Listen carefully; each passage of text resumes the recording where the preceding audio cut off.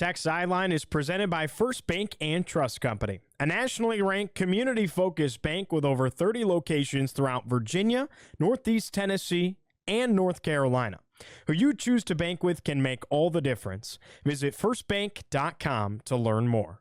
What's going on, Hokie Nation? Thursday nights inside Lane Stadium rarely disappoint, and the Hokies' beatdown of Boston College was no exception. After a historic night in Blacksburg, we're here to break it all down. It's episode 383 of the Tech Sideline podcast, and it starts right now.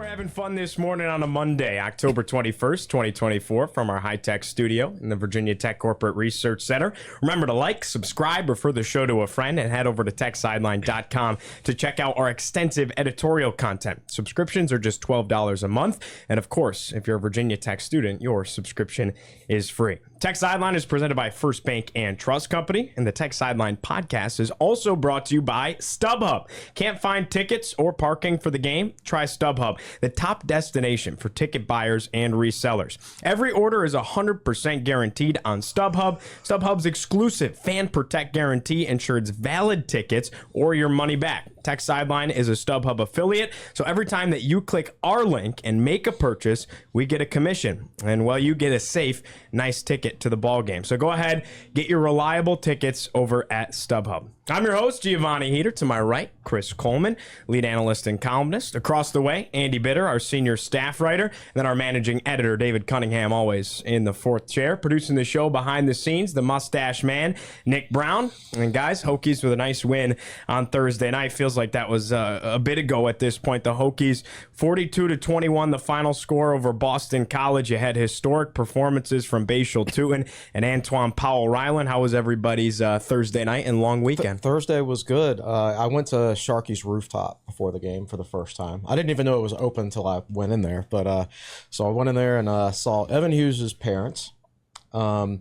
Saw Jake Lyman and his dad. So he just got engaged. Did he really? He did. Okay. So congrats to Jake, our former Tech Sideline host. Not to interrupt you, Chris. No, you're good. So it was like a TSL reunion in there. And then, let's see, Carson DeMartini was in there. Christian Worley was in there. Drew Hackenberg was in there. So I talked to all those guys for quite a while. How big is this upstairs area at Sharky's? It's not as big as you might think. No, you listed like 30 people. Now here's the issue with it is the walls are pretty high, as they should be, and you're closed in. You don't really have a view of anything. And even if you did, it's just an alleyway and a parking lot, right? So it's like a good idea. It was needed. Like Blacksburg needed something new as far as the bars go, but like don't go up there expecting like some sort of like great view. I heard they built that up with absolutely zero bathroom upgrades.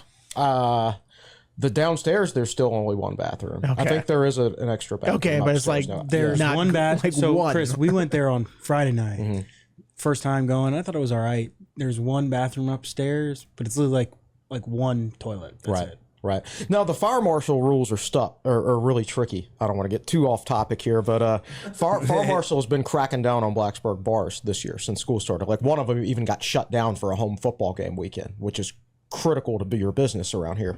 But if Sharky's actually took out one of their urinals in the men's rooms downstairs and replaced it with a sink, their occupancy could go up because of how the laws are written or whatever. I don't know, but it's always an interesting, like when you're building a business, there's a lot of rules that you have to circumnavigate to a certain extent. But anyway, that's the Blacksburg Bar Minute with Chris Cole. Exactly. I know a lot about them. I love it. Free publicity for the local bars as well. Andy, did you get back to your dad activities with the long weekend? Any power washing? Any football watching? I went to the Danville Casino yesterday with Aaron McFarlane.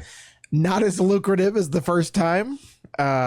Not lucrative at all. A good time was had. Some craps rolled and some good Mexican food was eaten on the way down there. So yeah, it was a fun time. They're opening a 5-star restaurant in Gordon Ramsay. That's right. Coming to Danville. It's still a tent right now, but it's a nice nice place to go to. It's better when you win money, but it's a nice place to go to. Very nice. What about you, David? Well, I went and celebrated Jake and Tatum's engagement on Friday night. That was great. Had some friends in town. Watched a lot of college football on Saturday and a lot of some NFL and some NASCAR yesterday. So nice, relaxing weekend. That's the best, right? When you play on a Thursday, you get the rest of the weekend ahead of you, no doubt about it. All right, let's talk about this game a little bit here. Single game program record for Bhayshul Tuten, 266 yards on 18 carries, 4 total touchdowns on the night for Tuten. Antwaun Powell-Ryland, he tallied his third 4-sack performance in his Hokie career, only Hokie in history to do it a third time. He now leads the nation, tied for the lead with 11 sacks. Again, first Hokie since Daryl Tapp in 2005 as well with double-digit sacks. Folks, we still got 5 regular season games left, and APR can continue to add to that number. How about those two? Just to point out their individual performances on Thursday. Virginia Tech has star power, and when Brent Pry said before the season that he'd be disappointed if Virginia Tech didn't play for the ACC title this year, that's why. Like, you've got a guy who can go out and get 4 sacks in a game and have double-digit sacks for the first time in 2 decades. And you've got a running back who's going to be a 1,000-yard rusher and who's capable of breaking the school record. You've got a lot, you've got a number of really good players like that. And players like that can help change a game. I thought Virginia Tech's scheming in the run game was outstanding on Thursday night, and I think that certainly helped the running game. It helped Bhayshul Tuten set that record. But as far as top-level talent, Virginia Tech has more of it this year than they've had in a while. Shout out to the transfer portal, right? I mean, you could probably argue that their 4 best players on this team are transfer portal guys, depending on where you put Dorian Strong. He's the one there. But Kyron, Bhayshul Tuten, Antwaun Powell-Ryland, and Aeneas Peebles. I mean, they've done a really good job in the transfer portal. And, you could probably look at APR and go, okay, well, that was an easy one. You pulled him from Florida. He's a guy coming back home. That was an obvious one that you go after, a blue-chip guy. But, I mean, Bhayshul Tuten, this is the kind of addition that people get. It's like, oh, North Carolina A&T. Come on now. Remember he was committed to BC? He was. He flipped him, and he's just ruined them in two performances against BC like that.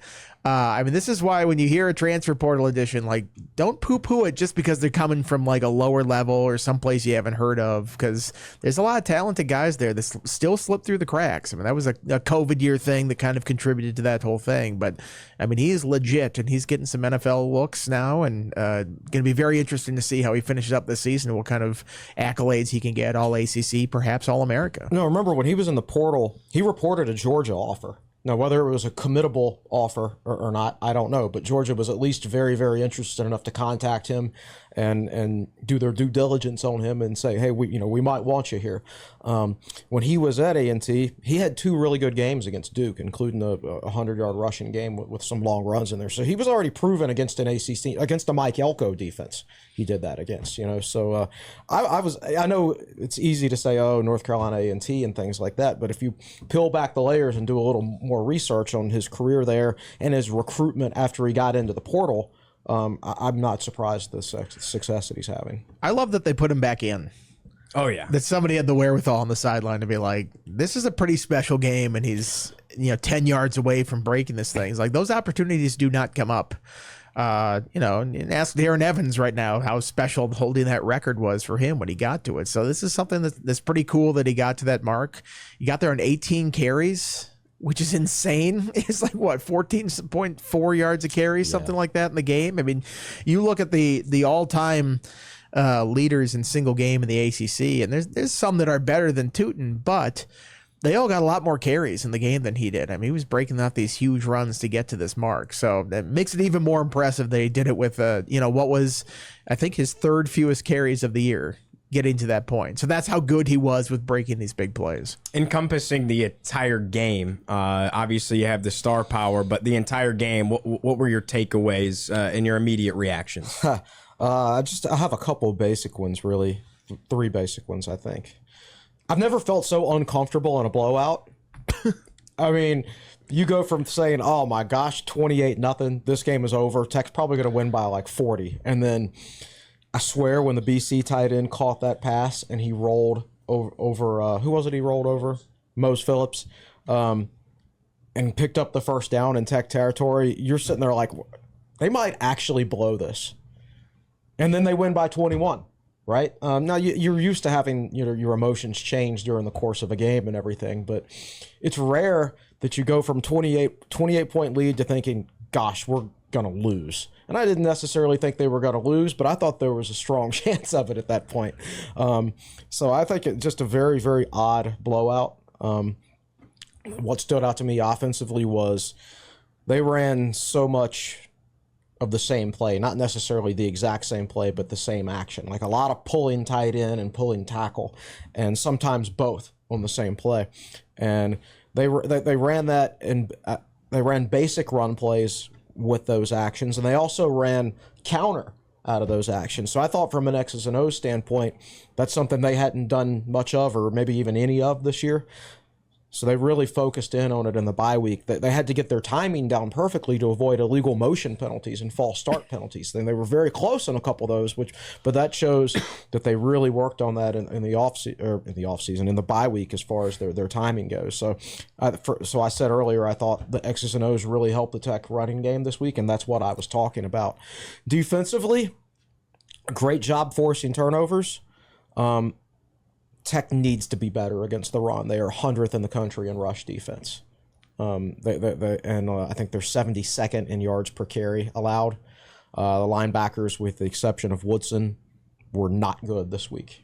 Fortunately, when you get up 28-0, the running game doesn't matter quite as much at that point. But these next few opponents Tech faces have 1,000-yard rushers, and the going's going to get tougher.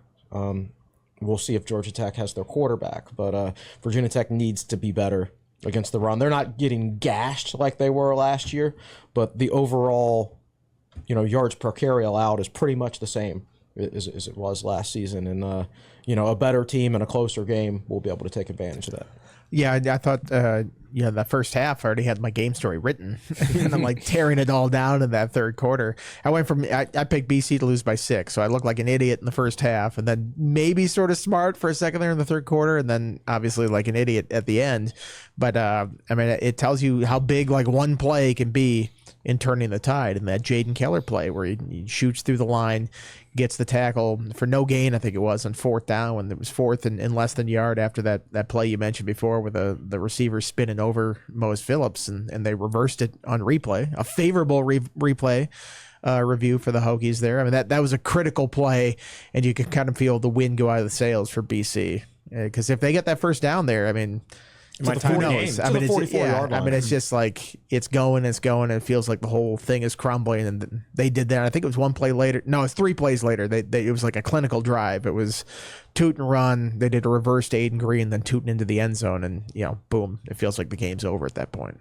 Yeah, I wanted to talk about, guys. It felt like, and kudos to Jaden Keller for slamming the door shut there, no doubt about it.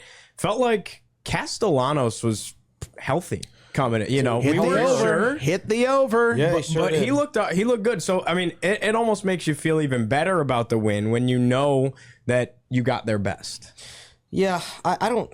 After really watching them for a full game now, I don't like his legs. If when he's healthy, are a major asset for them. And sometimes I feel like they try to make him too much of a pocket passer. Of course, that's the Bill O'Brien offense.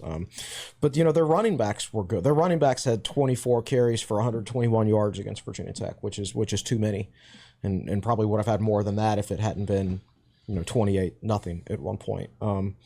So BC's one of those teams. I think for me, it's more about what the Tech offense did. Boston College, it was one thing to rush for 361 yards against Boston College last year when they had the 110th ranked rushing defense.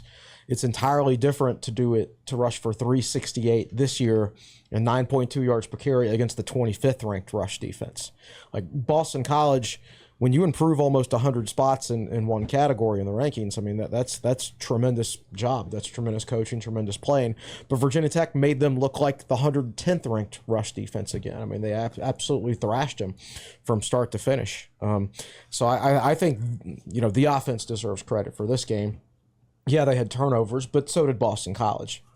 Yeah. I mean, you mentioned Castellanos' legs work, did his hands work? Because he fumbled a couple times in these situations where nobody was hitting him on that one. I mean, it was a botched exchange, and then basically handed the ball to APR there down near the goal line, which, another turnover inside the 6-yard line. We'll get This there, yeah. incredible run that they've had. But yeah, you mentioned the O-line. I mean, that's 3 straight pretty good rush defenses they've gone up against. And Miami, they were up over 200 yards in that game, I believe.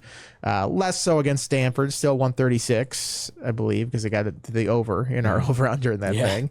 But Stanford's got a pretty legit rushing defense. And then this one, huge number. But, I mean, to do that against 3 that were at the time ranked in the top 25 nationally, rushing defenses, I mean, that's an incredible job. And it feels like, it's a credit to the backs, to drones for doing their stuff, but the O-line too. I think the O-line has played pretty well these last couple games. I know they've been a frequent punching bag by us and everybody else over the last couple of years, but I think they've played pretty well. That group is coming together, and maybe it's kind of like last year where they're just blocking better as a group, and that really opens things up. I think identity is so important in football. Tech was throwing the ball entirely too much earlier this season. And you would see it in games where, they tried to throw it so much in the first half against Marshall and they couldn't do it. And then the second half, I think they only threw like 4 or 5 passes the whole half. And to a certain extent, Old Dominion, they got off to a great start passing it, but then for like the next 3 quarters, they only threw for 40 or 50 yards, and that was mostly a running effort. They probably threw it too much against Miami. The last 2 games have been 19 passing attempts and 18 passing attempts. It's not coincidental that I think those are Kyron Jones' 2 best games of the season. I thought the first half against Boston College was the best he's played his entire career. And again, I think how the start he got off to, they did a great job of running really simple, direct passing plays with one read early in the game. And I thought that got him into a rhythm, thought it got his confidence level up. And as the game went along, they expanded the passing game. Even as the first drive went along, they expanded the passing game. But for me, I think rhythm and confidence is so important in the passing game. And we've seen that the last 2 weeks. I think they've game planned really well to get him off to a good start, get him in the rhythm, and raise his confidence levels. That was a big point I wanted to bring up. This was the Chris Coleman special. Yeah. 40 rushes and 18 passing Perfect. attempts. Thank you. Exactly. And why did it take over a month to figure out that this is the type of offense they should be running? That's frustrating, but let's focus on the positive. That's the question. Well, it's we'll also probably getting a ask lead. forever. When you're up 28-0, you don't need to throw it a bunch. I mean, you look at that Vanderbilt opener, and they threw it a bunch because they were down big in that game to a now ranked Vanderbilt, by the way. Oh, did they did it? Number 25. They got dicey for him on against Ball State on Saturday. It's like night the questionable loss this year is now Rutgers, who looks awful. Yeah. It was just gotten run the last couple times at home. Just I lost to believe. UCLA. Yeah, lost to get destroyed by the Badgers, and then UCLA at home. It's like, okay. Rutgers was the more embarrassing of the 2 losses, it feels like, this year. But Vanderbilt, pretty good. But yeah, I mean, you get going early with the run game and you build that huge lead. It's like, well, you don't have to pass the ball ever. So good formula. Keep doing that. Yep. This offense was cooking in the first half. 3 touchdowns on the first 3 drives of the game, thanks to a pair of Boston College fumbles. Finished the game strong with 2 touchdowns on the last 2 drives of the game before kneeing it out. You kind of don't count that last drive there, kneeing it out. 532 yards of total offense. How about this, though? Averaged over 11 yards a play in the first half. I mean, they got it moving. Well, when you have an 83-yard touchdown run, I think that certainly helps those metrics a little bit. Virginia Tech the offense itself was the only thing to stop. I mean, they stopped themselves. The Boston College defense never stopped the offense. It was fumbles and turnovers. No. Even the one time they got stopped in the first half, they had gained a 4th down with a 20-yard run by Drones, who kind of got turned around and then fumbled it at the end of it. So it's like BC's like, hey, we got off the field, but you can't feel great about it. Right. Just gave up a 20-yard run on 4th down to do it. That one BC defender who had the sack, the fumble recovery, and the interception, didn't he have he had a career night. But the trifecta. Yeah, for him, nobody else for the Eagle defense exactly distinguished themselves. I think Virginia Tech schemed to take Ezraku out of the game. They optioned him a whole lot. They didn't really try to block him because he's very difficult to block. So they just said, you know what, we'll make him make the decision, and and we'll just make sure the ball doesn't go anywhere near him, and we won't try to block him very much. And obviously that worked very well. There you go. Yeah, he was held to 0 sacks, and he came into that game with 9 sacks. APR had 7, and then the leaderboard got jumped quite quickly on Thursday evening, and now APR again tied for the nation's lead with 11 on the season. How about Benji Gosnell? What a catch down that right sideline early on in the game. Got everything going pretty quickly. That was a great throw and catch. I mean, he put it where only Gosnell could catch it, and then Gosnell had to, walk the tightrope to a certain extent where you catch it and you get your toe in. Drones is such an interesting quarterback. Like, you're capable of making that throw right there, which is an NFL throw, and then the interception, which Gosnell was wide open. It's like, I guess he was throwing it to Gosnell. It looked like he was trying to throw it away, I thought. He was sort of like halfway between throwing it away and trying to make a completion. It just went straight to the other guy. It's like that. Those two plays are like the perfect examples of drones, how sometimes you don't know exactly what you're going to get there. But the reception was that was peak drones. Like, drones is capable of making those plays, and it was a great job by Gosnell. And both the Gosnells are having a great year for Virginia Tech. You talk about good passes. Another one that one on the run right before halftime where he fitted in on Tuten coming up the sideline. I mean, his first half, I think he was 12 for 13. Yeah, and the one incompletion was an Ollie Jennings drop. Right. And he was 14 for 18 in the game. So, we talk about the one pick. It was bad. But, I mean, every other pass was almost very right efficient. there. Like I said, I thought the first half was the best he's played at Virginia Tech.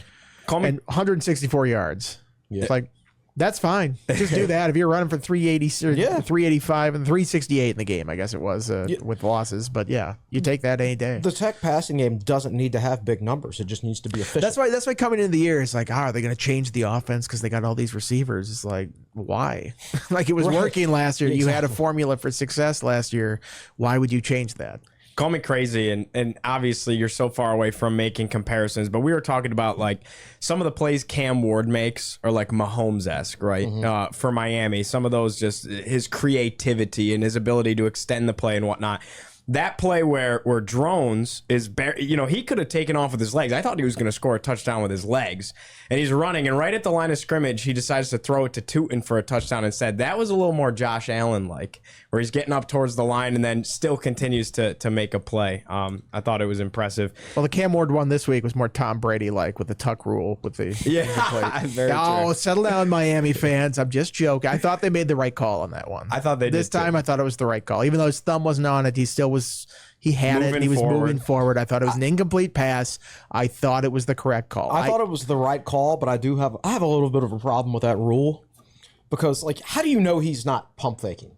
Right? Now, he wasn't pump faking, I don't believe. But that's the tuck rule. Say, If the ball's moving forward, even if it's not a pass attempt, if it's moving forward like that, it's a pass. Right. Yeah, definitely. The two before that, I don't feel like they applied replay correctly against Virginia Tech, and I thought that was targeting against Cal, but I thought they got this correct last week. So that was a heck of a game. Settle down, Miami fans. I was hoping Louisville would pull it out. Maybe it's best for the league that Clemson and Miami keep winning, but we need them to lose somewhere so we can sneak into the ACC title game. SMU's sitting there lurking too. Have they lost in the ACC? I don't think they've lost in the ACC. I don't know. And they have a lost. pretty easy. I think it's Louisville and Pitt are like their two toughest games. Duke is on there too. I think it's like they could get there without playing any of the big teams. Sure. I watched the Duke game on Friday night. That's got to be the least Duke and impressive Florida offense. State. Oh my Oof, gosh. my gosh. That was horrible. Florida State 1-6. Yeah. Who would have my seen goodness. that coming? Not me. I picked them to win the conference, like a bunch of people. The ton ACC of people. kickoff. Well, the crazy thing is how everybody in Dublin, like I enjoy listening to the College Game Day podcast, and it's got Pete Thamel, Reese Davis, all these guys that know what they're talking about. And they come out of that game in Dublin where they lost to Georgia Tech, and they're like, if you would have told us they'd lose, seeing their practice before that game in Dublin, they're like, they looked every bit of the part. It looked like a national championship team practicing from a talent standpoint. And it's like, well, that has not transpired. Well, I mean, what was the story right before the game? Like Pete Thamel, this could be the best defensive line ever or something like that. It's like, all right, we don't need the hyperbole with this stuff. All right, so here's your ACC standings. Let's hear All right, Clemson's 5-0.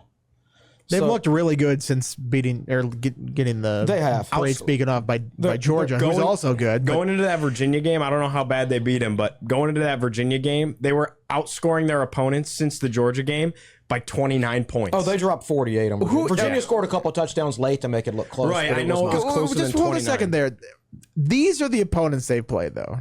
App State, not great. Not good. NC State, big disappointment this year. Stanford, not great. We've seen that. Florida State, obviously not great. Wake Forest, not great. Virginia, competitive, but not great. Right. So I'm just saying they've looked very good. I'm going to give them credit for that, but they have not beaten really top tier teams. in the You're ACC. correct. Now, I don't know who they've got. Virginia Tech, of course, but I don't know who the other two ACC opponents are. Are you talking about Clemson? They play Louisville, Virginia Tech, Pittsburgh. Okay. Well, that's three good tough. teams. Yeah. At but Pittsburgh, I still too, by felt the like way. they would have to lose 2 of those 3 games to not make the ACC title. I would agree. Well, I mean, the tiebreakers get weird You're right. once you get in there. I don't even know what they are. All right, the honestly. rest of it: Miami's 3-0, SMU's 3-0, Pitt's 2-0, Duke's 2-1, Syracuse is 2-1, Virginia Tech is 2-1, Georgia Tech 3-2, Louisville 2-2, Virginia 2-2, and everybody else has 1 win or I think fewer. you meant the refs are 3-0, not 3-0. Miami's 3-0. Yeah, Is that what yeah, you're referring to? I'm joking, Miami fans. Don't get upset. Virginia Tech versus Syracuse Huge will game. be a big game. Virginia Tech versus Clemson will be a big game. But that's only if the Hokies get by Georgia Tech, because if they drop this one to Georgia Tech, then I think you can pretty much count them out in terms of the ACC title race. Probably the biggest ACC game, and I'm not just saying this. I know I'm going to get hate in the comments, but probably the biggest game yet is Thursday night Syracuse-Pitt. Because if Syracuse beats Pitt and Virginia Tech beats Georgia Tech, then you're probably looking at an ACC title elimination game in the Dome between Virginia Tech and Syracuse, because they're both one-loss ACC teams. So this Syracuse-Pitt to set that table, and Virginia Tech-Georgia Tech is huge. Yeah, and you could argue that Syracuse is playing 2 elimination games in a row, because if you lose to Pitt, that's your second ACC loss, Right. and in which case you're done. How did Syracuse lose to Stanford? Very- like they would be very undefeated right frustrating. now. They like, would. can you imagine undefeated Pitt versus undefeated Syracuse in a huge Thursday night ACC game like we all expected before the season started? It would have been beautiful. It's still gonna be beautiful, no doubt about it. Wanted to ask you guys this, and I say it treading lightly because one, I know the family listens and we love him, appreciate him. Ollie's been great. Anytime he's come on the set, he's enjoyable to talk to. But what's going on? Drop pass, kind of been a non-factor. Is he healthy? What is our assessment here? Well, he had the bye week to get healthy, and they feel strongly enough about his health where they played him over 30 snaps after playing him over 20 snaps the previous week. So that's over 50 snaps the last 2 games. And has there been any passes intended for him besides the one that was dropped? I think it was a deep ball too. Okay, so they're not really targeting him. Of course, they're not throwing the ball very much. And we said before the season that if this Virginia Tech offense operates like it should operate, like probably none of the receivers are going to be very happy with the number of catches they make, because there's so many of them, and Tech just isn't going to throw it a whole lot. So that's just part of being in the Virginia Tech offense. And as far as Ollie goes, like his junior year at ODU when he was so prolific, it was one of those years where it was a lot of big plays, but he also had either the first or second highest drop rate in the country. So he's not a guy, like he's a guy who a lot of times in his career has dropped the easy one and then has made a lot of big plays. Even the spring game a couple of years ago, like you remember one of Drones' interceptions was when he hit Ollie right in the hands and it just bounced off his hands and got intercepted. So it was, that's just to a certain extent the type of receiver he is. But again, if he's still bothered by his injury at any rate, then he's got a couple extra days going into Georgia Tech. But I just think it's rhythm. He's been out of rhythm. Like he hasn't been in rhythm the whole season, except for probably the Vanderbilt game. And I guess it was during the ODU game is when he got banged up. I mean, you wonder if he's all the way healthy yet, or like you said, all the way back into the groove of the season, because he's still second team right now. He's not started. That was his only pass they threw in his direction. And I feel like when you're back and you're like, all right, here's my chance, I got to do something with it. And that's when you turn upfield too fast and I'm dropping it. So I think they're still trying to work him back in. And, fortunately for them, they have 3 veteran receivers who are playing pretty well, with the limited opportunities that they're getting. I mean, you look at the leading pass catchers here at receiver. Jalen Lane, 3 catches. Gosnell, 3 catches. Felton, 2 catches. So it's not like somebody's out there catching 8 balls or something like that. So it's just going to be limited opportunities for all of them, I think. So those 3 guys, plus we're finally seeing the Aiden Green that they talked about in the preseason. Yeah, he's looked good. Yep. How about the fact that we talked about how stiff Boston College was defensively in the red zone? It was them in Texas for the best in the nation. Well, Hokies went 4 for 5 in the red zone with 4 touchdowns. So I think you'll take that. That Kyron Drones over on touchdowns was like right away, and then like to rub it in my face, Boom. He scored another one right after that. And I wasn't trying to slight Drones by going under on that because he had 130 yards last year, but no touchdowns. I just thought Bhayshul Tuten would get all the touchdowns in the red zone. As it turned out, he still scored 4 touchdowns. So there were just a lot of touchdowns to go around in the game. Donnie, I don't think you predict 83 and 62. Yeah, it was 83 and 61. Yeah, I don't think you predict that before a game starts. But I didn't think that was a number that could stand up for a whole season. I mean, that's just a really low rate, and especially like with BC, like they're solid, but it's not like they have Texas talent level, and things like that. And as it turns out, and what is that now? Texas hadn't really played anybody. Well, I mean, you can look at BC now. Beat Florida State, and everyone's like, "Oh my gosh, they beat Florida State. Florida State stinks." Duquesne, lost to Missouri in a tight one. Missouri's not played well. No. They probably should have lost to Auburn last week. They, they were number 6 when they played Boston College. Didn't do that. Barely beat Michigan State at home. Got crushed by Texas A&M. Barely beat Western Kentucky at home. I know they had the backup quarterback in, but then lose by 10 at Virginia and lose by 21 at Virginia Tech. I mean, maybe BC's just not as good as we thought earlier in the season. It's weird how we drive these early season narratives because of results and like, oh my God, Virginia Tech lost to Vanderbilt. Well, it turns out Vanderbilt's a pretty good team. And we saw that when they beat Alabama. So we can think one thing at the start of the season, and then by mid-season, that's completely wrong. It's the beauty of the sport. I got one last thing offensively here. It's from our man Damian Salas. How about this stat? This is a fun one. This was the first time since Lee Suggs and Jarrett Ferguson against Virginia on November 25th in the year 2000 that just 2 players accounted for all 6 or more touchdowns in a game. It happened twice in 2000. The other time was Suggs and Nathaniel Adibi at UCF on November 11th in 2000. So how about that? What was the breakdown? Nathaniel Adibi? He was a defensive end. That's what this says. Yeah. He can score a touchdown, right? Yeah. How many touchdowns did Suggs have of the 6 in that game? Was it like a 5-1 split? I don't have that. Yeah, it had to be. I'd have to look it up because this was I got this in a text, so I'd have to look that up. But you'd have to assume 5. Right, of the 6. In the year when he scored 30 touchdowns when he got the bowl game, 2000.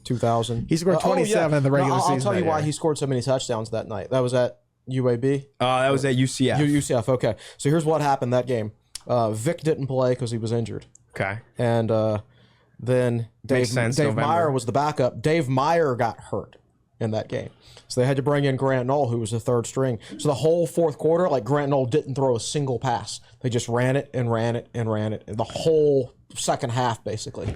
So yeah, I mean, not to take credit away from Suggs, but like he had a lot of opportunities to score touchdowns in that game because Virginia Tech wasn't going to pass. Suggs had 5. He had 5. DB had a fumble return. Okay, that's all right. You're an encyclopedia, Chris. That's crazy. Also, Dave Meyer was the leading passer in that game, 2 for 7 for 55 yards. Right, exactly. That's crazy. That's awesome. Well, appreciate Damian for that. I thought it was an interesting nugget, no doubt about it. You had 4 touchdowns from Bhayshul Tuten and then 2 from Kyron Drones. David, let's check in with you in the fort chair. What you got for us over there? Yeah, you guys were talking about Tech's offensive success. I just looked. Tech averaged 12.7 yards per play on first down. Kyron Drones was 7 of 7 passing for 76 yards and a score. And I went back and looked at his other games this year, and it's like 10 of 15, 4 of 7, 5 of 11, 6 of 11, 10 of 16, 5 of 7, and then 7 of 7 this game. It's like, he hasn't necessarily, like Vanderbilt, he threw for 172 yards on first down, but I believe part of it was that big Jennings pass. But he was very, very efficient, as was the offense. Now, when Bhayshul Tuten has 13 carries for 242 yards and 3 touchdowns on first down, that is 18.6 yards per carry on first down. You're going to have a lot of success. But it's a good way to stay on schedule there. Yeah. But I mean, this is an offense that had 9 plays of 11 or more yards on first down in this game. I think obviously Bhayshul Tuten's going to get a lot of the kudos there for the job he did. But Kyron Drones was really, really good in that first half. Very, very efficient, kind of methodical, kept Tech on schedule. And then Andy talked about the offensive line a little bit. I mean, this is a group that I thought really opened some big holes, and Virginia Tech's not, like the offense can only go so far with the depending on how good the offensive line is. And I think we've seen the offensive line be pretty good for this group the past couple weeks. How many third downs did Virginia Tech face in that game? It couldn't have been very many. Virginia Tech on third down was Looks like they had 2 of 9. plays. 2 of 9. All right.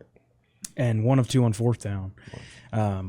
Yeah, but Tech got ahead of the sticks for the most part, and I like that's something I think we saw. I mean, Drones was sacked, I think, 1 time. Yeah, they came on the corner blitz on that one, right? But yeah, I mean, Yeah. this is a group that has continued to not allow many sacks, and they're opening up big holes. And I think the most impressive part is just like, that Tech is kind of found that identity now, if that makes sense. That was one of those things. It's like we always talk about how many missed tackles Tuten has that he forces. Tough runner getting through that. Some of those, they weren't touching him until he was like in the end zone. Like, I mean, those are big holes for a guy to run through. So you don't do that without, the offensive line moving some bodies up front and them scheming correctly to get it done. So this is one of those games where the entire running game, you can't sit there and go, wow, Tuten made the most of this situation. It's like, no, that was a group effort, and he was the beneficiary of it. The one play that stood out to me was on Tuten's 83-yard touchdown run. Johnny Garrett pulled from the right side and just got to the second level and cleared the way, and Tuten was untouched. 2 other things. This was Tech's most penalized game this season. Tech had 4 holding penalties. Then the other 4 penalties were, one was an unnecessary roughness, one was a false start, one was a personal foul penalty, and the other one was a roughing the quarterback penalty. The late hit went out of bounds. That vicious hit on the sideline when Castellanos was still inbounds. Sorry, I missed one too. So there were 9 penalties for 88 yards. That's the most Tech's had this season. And there was one other thing I was going to talk about. We can always come back to you. I was going to talk about the Boston College special teams gaff. Oh yeah, I think we've seen where they've only kicked 1 field goal all year. Yes. Yeah. Good. But something I thought was interesting on that drive was like Boston College is driving, and on that third down play, they threw a fade to the end zone, and Jalen Jones had a nice pass breakup. And we haven't seen Virginia Tech on special teams. We've seen Virginia Tech do really good stuff on special teams, like be good at kicking, be good at punting, be good at returning, but we haven't really seen the disruption. Now, obviously, that was more Boston College than Virginia Tech, the bobbling and fumbling of the snap, but but I believe it was on the very next play that Tuten scored. So I think that's peak defense to special teams to offense, complementary football. It didn't matter in the outcome. Did you agree with the decision to kick a field goal there? It was 4th and 13. Right. So I know it's not high probability, but if you kick a field goal, you're down 11? I would have gone for it. Wait, 8.5 minutes left, I think, at that point. It's like, are you guaranteed you're going to get 2 more possessions anyway? Right.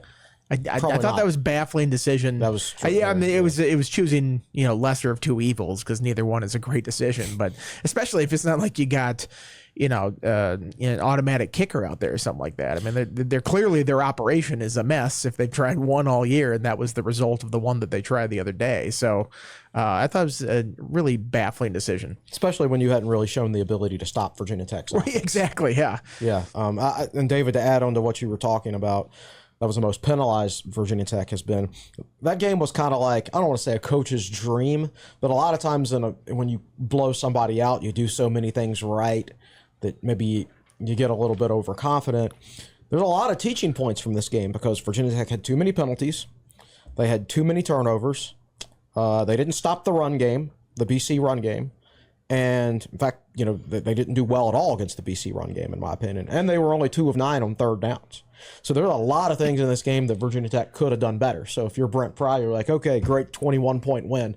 You better not do that against Georgia Tech and Clemson, or else you're going to probably lose. Way to set the single game rushing record, Bhayshul, but you did fumble that one time. Yeah. Nice game, Kyron. Mm-hmm. You also fumbled on that fourth down. It's like, it's like, oh, it didn't come back to bite him, but you do have those points to raise. Yep. Well, as always, Tech Sideline is presented by First Bank and Trust Company, where exceptional customer service comes first. First Bank and Trust Company offers a variety of checkings and savings account options that are sure to meet your banking needs. That includes free checking. Visit firstbank.com to find the account that's right for you. Live television, folks. Live television. Right. Let's talk about this Virginia Tech defense a little bit further here. Jaden Keller has been impressive. He had the 4th and 1 stop. Andy, you wrote that he may be turning a corner a little bit. Why is that? Well, he had 10 tackles. That's 3 more than his previous career high, I think it was. Made that big stop at the key moment in that. Maybe didn't grade out as high when you look at the PFF grades on this thing that I might have thought he did with the amount of plays that he made in that thing. But, I don't think they're finalized yet. Yeah, 53.7 defensive grade in that one. For what it's worth, that was much better than Sam Brumfield.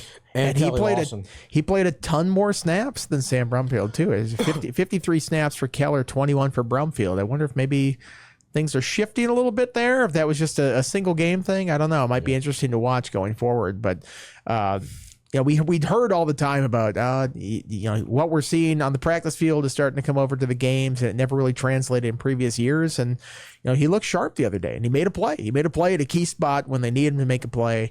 The hole was there. He shot through it. He got the guy on the ground. Not only did he get a guy on the ground, but sometimes you tackle a guy and they still kind of fall forward. He threw him down backward to make sure he didn't get that 1 yard. I thought it was a really critical play, and one of the best ones he's made in his career. Which BC running back was It was Robichaud. Okay, so that was their bigger back too. I could be wrong, but I think it was. Sure. That was the right decision by BC to go with their biggest running back there. I thought, speaking of BC running backs, I just have to say it again. Thought Turbo Richard had a very nice game. Led the team in rushing. Yeah, he did. Andy, wanted to go back to your point earlier about the red zone takeaway, right? But break it down a little bit further, because it is kind of crazy. This is another red zone takeaway. Where? From the Virginia Tech 6-yard line. That's now 5 turnovers for the Hokies that have been forced inside their own 6-yard line in the last 4 weeks. That's not to mention the Rutgers turnover on downs at the goal line. And then, to go even further, you had the fumbled field goal that came with the ball snapped from the 19-yard line on a red zone drive. So that's 6 red zone turnovers in 4 weeks for this Tech defense. It's entirely unsustainable, and yet they keep kind of sustaining it. So I don't know. I mean, eventually they're going to stop getting those kind of... they're fluky plays. Sure. You force turnovers and you hustle to be around the ball, and that is something for very active defenses, the reward that you get for that. But the other team still kind of has to have a hand in that. The Castellanos one this week was just, him and the running back botched the exchange, and then he just basically handed it to APR. But APR was there, and he made the play on the thing. Same with the field goal. And that's special teams, I guess. Yeah, so... it's a reward for active defenses, and it is a credit to the defense for being around the ball and making the plays and jumping on them there. But you also kind of feel like there's an element of luck involved with this, and maybe don't let them get down to the red zone to begin with, and that would be a better defensive strategy. Yeah.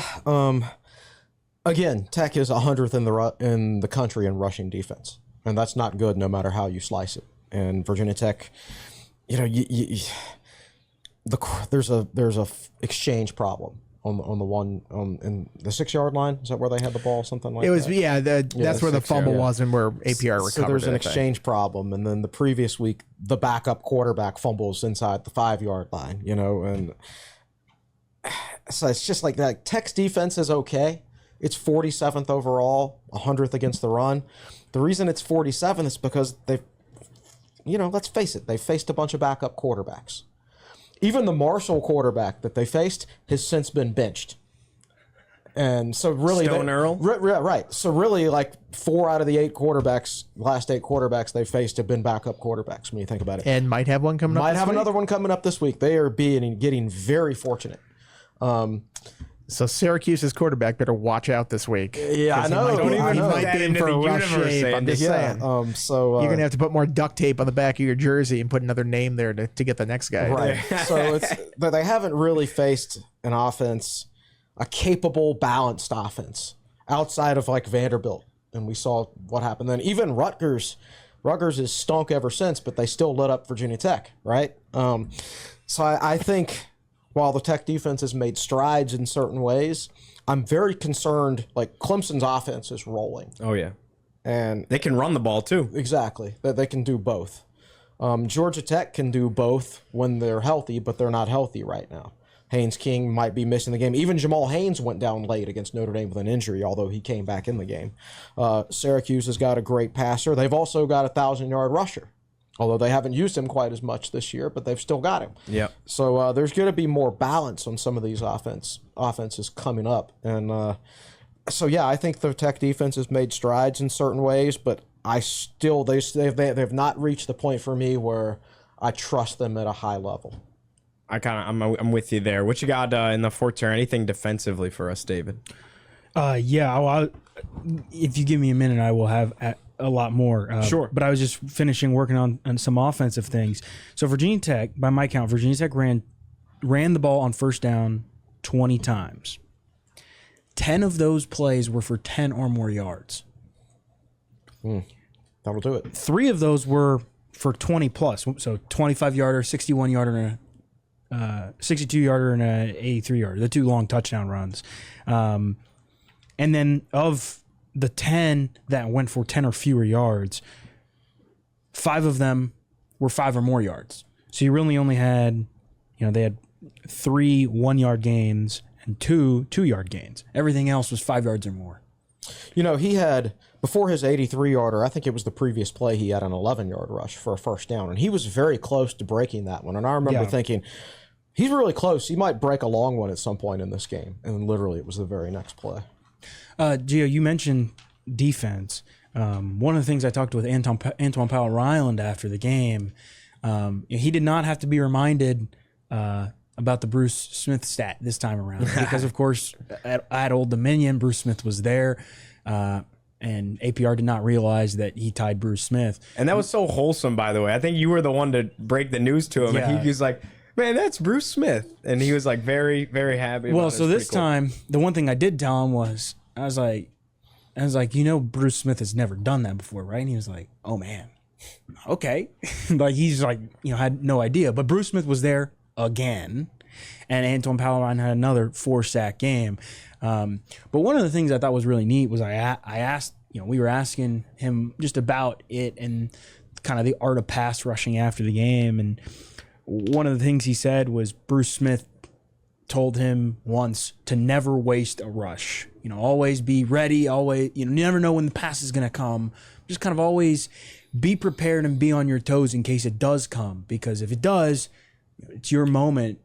Blink of an eye, you can take advantage of it. And APR is like, I was kind of had that in the back of my head the entire game. And he's like, I got the first one.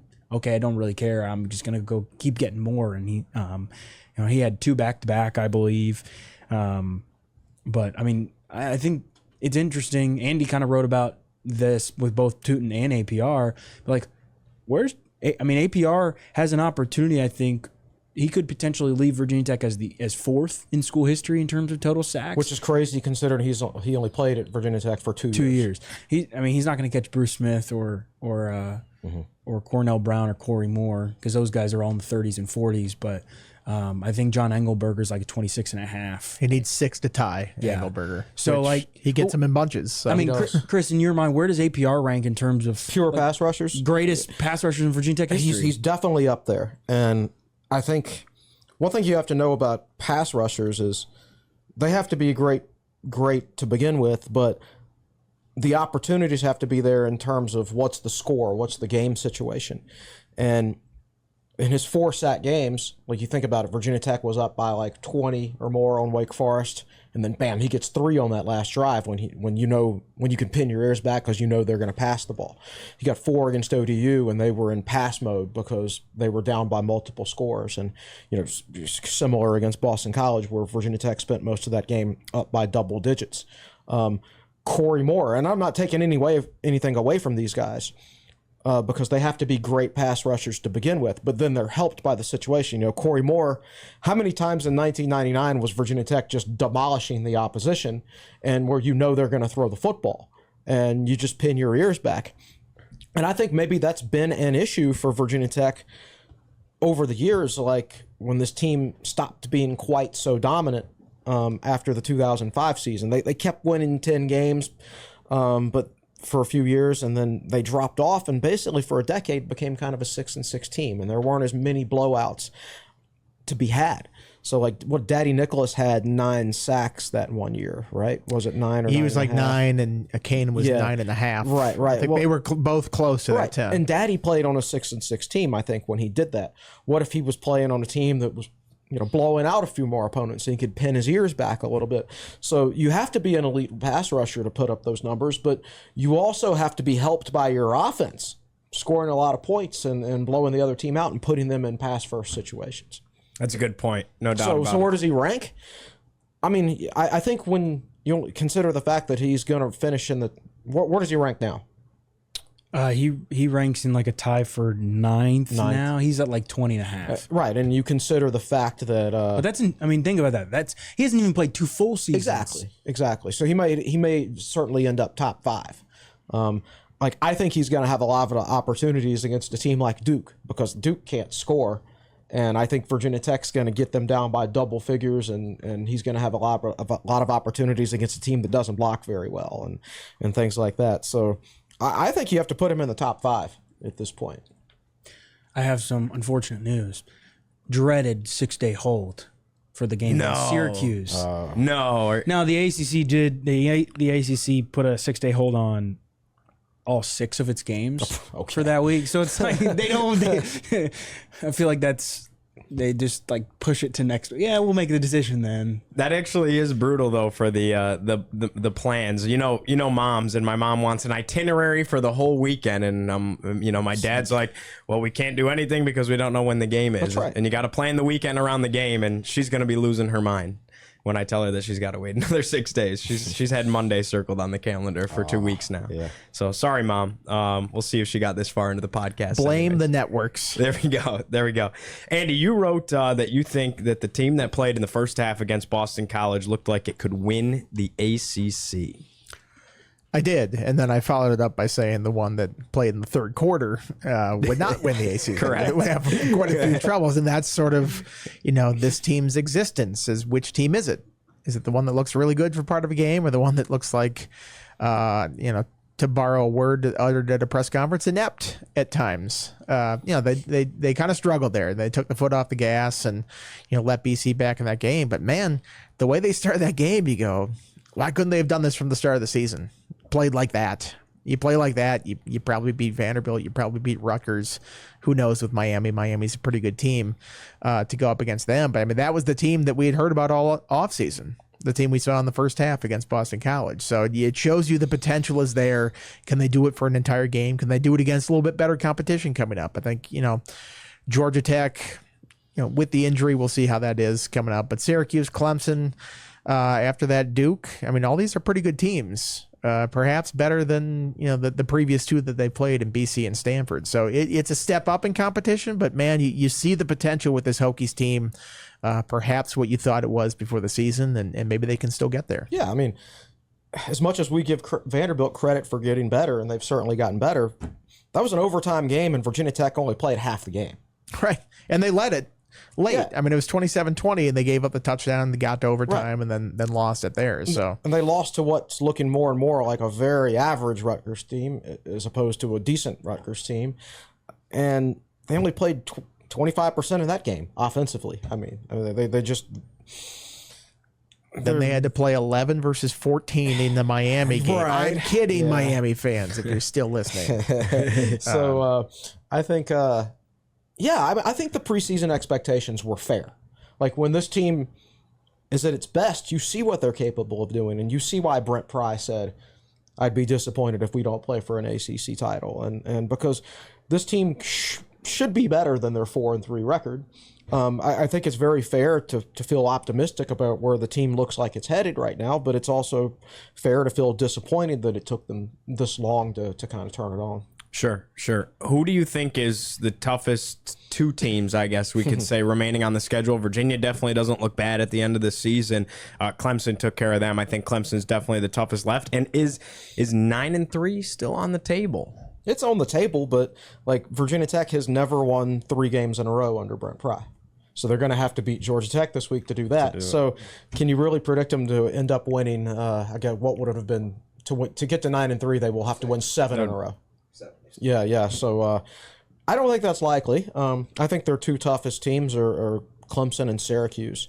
I think Easily. I think if Georgia Tech... I'm still not buying Duke. Yeah, I'm sorry. no. Their not. offense is horrible. Yeah. And if Georgia Tech had Haynes King, I might even put them ahead of Duke. But without Haynes King, I think that's perhaps behind the Blue Devils there. Yeah. I think I was just not impressed with Duke's offense at all. Not at all. And I think... Still pretty good defensively. They're salty defensively. They are. And they're opportunistic, but they're fortunate to be 6-1. Very fortunate. The good thing, too, with that game is you're not going to a hostile environment by any means. Oh, they had a better crowd than I thought they would have on Friday night. Sure. But yes, you're right. No matter what, though, I think even if it's at full capacity, it's it's going to be half Tech fans. Sure, absolutely. Tech fans always at least halfway fill up that stadium. But I think we've got the 2 we just mentioned. I mean, Syracuse should be probably undefeated. They've got some balance on offense, even though their offensive line I don't think has been great, but they're still fairly balanced. And it's in the Dome, man.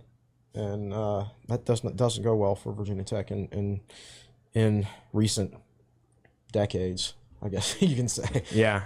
Anything else that we didn't cover that you guys want to talk about before we turn everyone loose? And we're going to come at them on Thursday with the Georgia Tech preview. And anybody, Andy, David, everybody feel good? No, I think we covered it all. I think this is the point in the season where maybe we should start doing ACC power rankings. Yeah, because there's enough evidence built up at this point. I like that. Yeah. Let's do that on Thursday. I'll get with Nick. Let's do that on Thursday. And another little tease for Thursday as well. I want to bring up the conversation. We're going to save it, but are we getting towards 2007 levels of chaos across the sport of college football now that Texas has lost? Now I think you can honestly say there's no number 1 elite team, and that's kind of what it would take to get to that level. Might be Oregon. Might be. I'm going to see him at Wisconsin. I'm going to see him in Wisconsin in a couple weeks. I already have my tickets for that. Nice. So. There you go. They've had their vulnerable moments.